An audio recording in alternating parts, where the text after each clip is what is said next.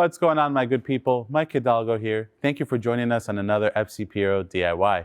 Today we're going to be working on a 2011 Audi Q7.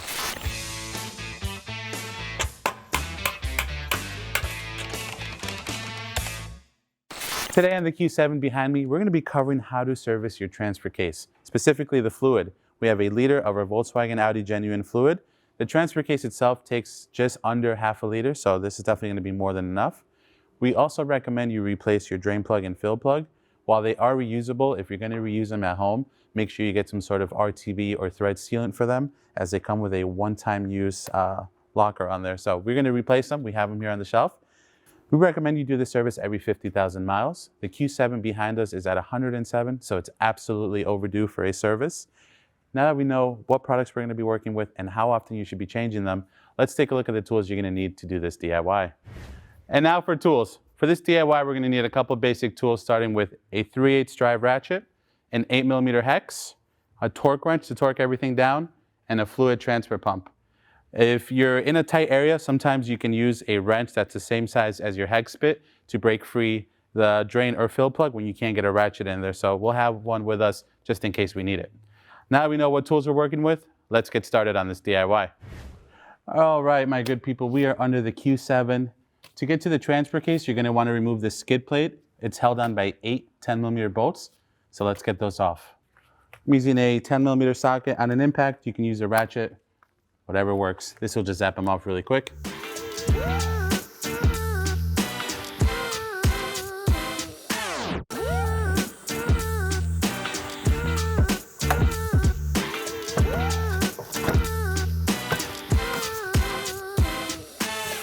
Beautiful. Now let's just set this to the side and get started.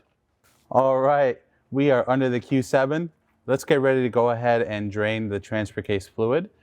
As always, with any transfer case or differential that you're doing, gearbox, you always want to make sure you can crack the fill plug first before you do the drain plug. That way you know you'll be able to refill the system. These are going to use the 8mm hex that we showed you at the beginning of the video. So 8mm hex bit on my 3/8 ratchet. I'm going to go ahead and crack the fill plug first.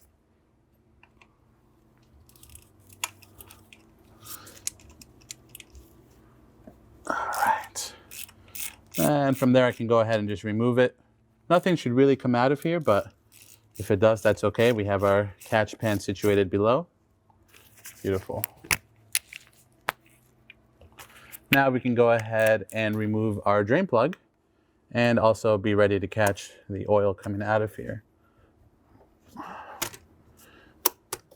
Come on, baby.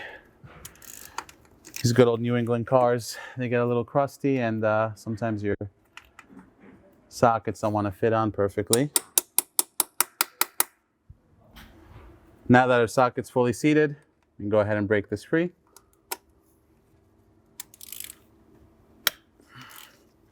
And remove it.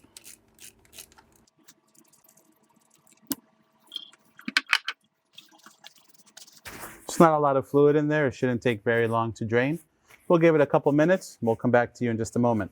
Now that our transfer case has fully drained, we're going to go ahead and install our new drain plug.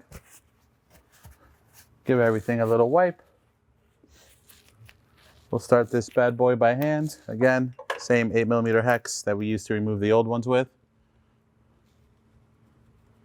And as I mentioned at the beginning, if you're reusing yours, just make sure you put some sort of thread sealant on there.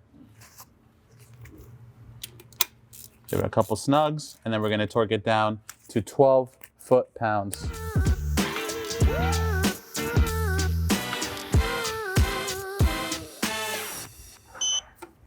Booyah. With that situated in place, we're going to grab our fluid transfer pump that's already seated in our transfer case fluid and pump it up until it dribbles out.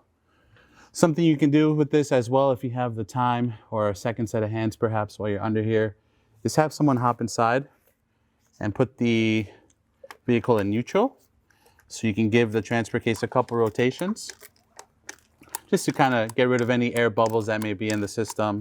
Let the clutch packs do their thing in there, just as insurance.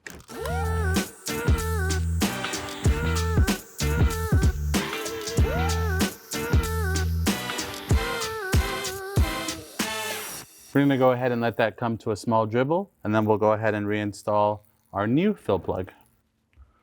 Now that it's slowed down to a small dribble, we're going to go ahead and install our new fill plug. Start that by hand always.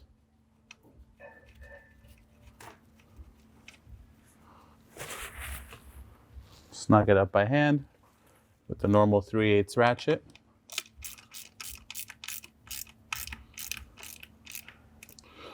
We'll grab our torque wrench and torque it down to 12 foot-pounds, just like we did with the drain.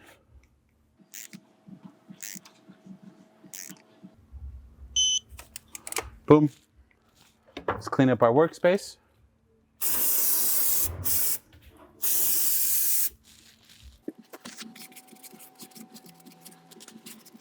Let's wrap up this DIY. And there you have it, my good people. Another DIY in the books. Overall, a pretty straightforward one, but definitely a good one to know and a good one to do. If you like this video, please be sure to give it a thumbs up.